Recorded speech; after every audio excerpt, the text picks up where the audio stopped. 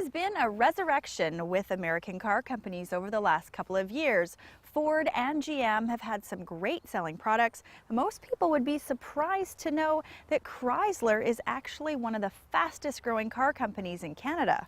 They've had a lot of success because they've refreshed so many of their vehicles. They actually use that in their advertising, Canada's newest showroom. They've had lots of traction with their new minivan. They've got that new Fiat 500 that's so cute, and the Grand Cherokee from Jeep has been a runaway hit.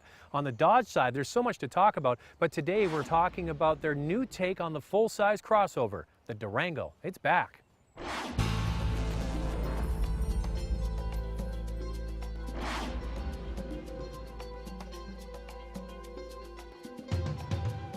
Dodge has a new design approach. It's to move Dodge into a driver's brand with upscale amenities that average people can afford.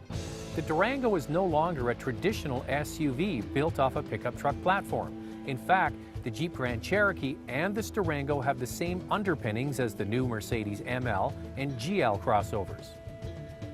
This crossover-based platform gives the designers an ability to create a vehicle that's aggressive, low to the ground, has a bold stance, and still has a car-like driving attitude.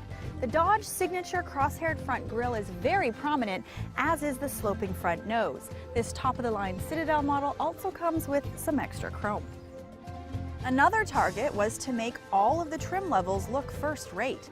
Whether it's the base V6 or the top Citadel model shown here, all have a meaty, substantial look.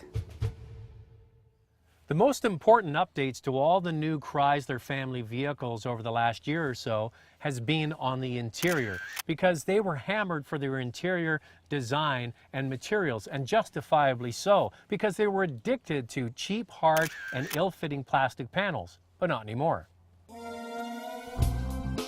The new design approach is to make all the parts of the interior that the driver and passengers touch as soft and smooth as possible. This, along with an attractive design, makes the interior feel more upscale and satisfying to use. The Durango, even on the base model, is finished with a high level of content, from an available 3 rows of seats, Bluetooth and USB connectivity, tilt and telescopic steering, and large, comfortable seats.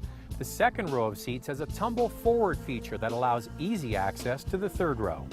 The Durango starts at just under $38,000 with 5 seats or no-charge 7 seats, and tops out with this Citadel model at just under $50,000. The closest competitor to this Durango is the all-new Ford Explorer, also with standard 3-row seating. It starts at $31,000 for a V6 all-wheel drive model. The Durango does come with more standard equipment, but on the surface, the Ford has a slight advantage. This top-of-the-line Citadel model also comes with 20-inch chrome-clad wheels, Napa leather seats, backup camera, navigation, and a power liftgate, as well as some electrical updates that include a superb stereo. Now forget about everything you've thought about Durango in the past. This is a whole new beast. The Durango fits nicely into several categories. First, because it has the option to seat 7 passengers, it fits right into the middle of the pack with the full-size crossovers, such as this Chevy Traverse and the Ford Flex and Explorer. Second, because the interior is very luxurious, it almost feels like you're driving a luxury vehicle. And third, and possibly the most important if you need a vehicle that tows, is how rugged it feels to actually tow a trailer. This is where the Durango sets itself apart.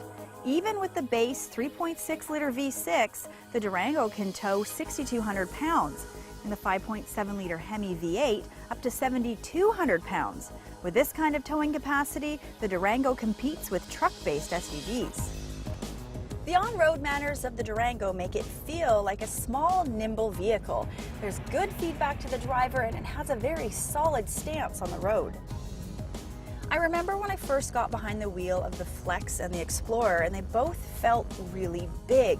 Now, behind the wheel of the Durango, even though it is quite long and wide, it doesn't drive like it. Dodge has 2 engine choices in this Durango, but they've decided to go with a V6 and a V8, which is very different from the decisions Ford made for their engines in the new Explorer. The base engine is an all-new 3.6-liter V6, also used in the Grand Cherokee. It puts out a respectable 290 horsepower and does a good job in both the Cherokee and this Durango. The second is the legendary 5.7-liter Hemi V8 with 360 horsepower. Ford has got a V6, but their second engine is a turbo 4-cylinder called EcoBoost. For power seekers, the Hemi holds a lot of appeal. This Durango is very smooth, refined, and quiet, but it's also connected to the road. Why? Right back to the original point that this is based on the same platform as the Mercedes, ML, and Grand Cherokee from Jeep. That goes back to when Daimler and Chrysler were together. This will probably be one of their last partnerships. But this vehicle benefits from all that German goodness. And the thing is, if you like the Grand Cherokee, but you need a little more space at that third row of seats, this vehicle offers all of that and all of the same refinement. The only difference is the Grand Cherokee has the adjustable air suspension and this Durango isn't offered, but the reality is most people aren't even going to use that system. So Zach, do you think this new Durango is a full-size option? I do. The previous Durango was not a great vehicle. This new one is so much better. Here's my list of things I like, then I'll get to the dislike in a moment. I like the size, plenty of room for people on the inside. It drives very nicely, and the interior finish is so much better than anything we've seen in a Durango before. Also, it feels like a quality ride. When you're driving down the road, it conveys quality back to you. And don't discount that V6 engine. It offers a very nice balance of get up and go for average commuting and good fuel economy. And I like the simplicity of the interior Lacey because it's not overwhelmed with electronic gadgets. On the downside, the only thing for me is the starting price. It starts around $38,000, which will exclude a lot of people from buying a Durango. When you look at the Explorer, you can get into one of those for about $8,000 less. What do you think about it? Well, the first thing that really stands out for me is that it comfortably seats 7 passengers, yet it doesn't drive or feel like a large vehicle. It's still very nimble. It's got an incredibly smooth, almost luxurious ride. And yes, the starting price is a little bit more, but you do have a long list of standard features.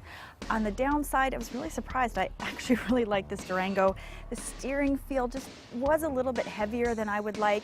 And you know what? I just can't quite put my finger on it, but the interior of the Durango for me is a little bit plain and almost too simple. I much prefer the Ford products. It's just a little bit more Showbiz. Showbiz, I don't know. Well, the funny thing about Ford with the My Ford Touch and that highly advanced communication system they have is they were nailed by J.D. Power and Associates because so many people found it confusing.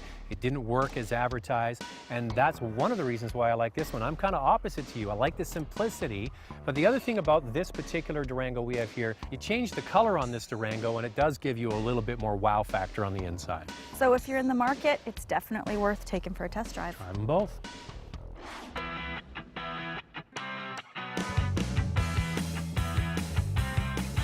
See all the new Chrysler products by visiting our website. It's at drivingtelevision.com.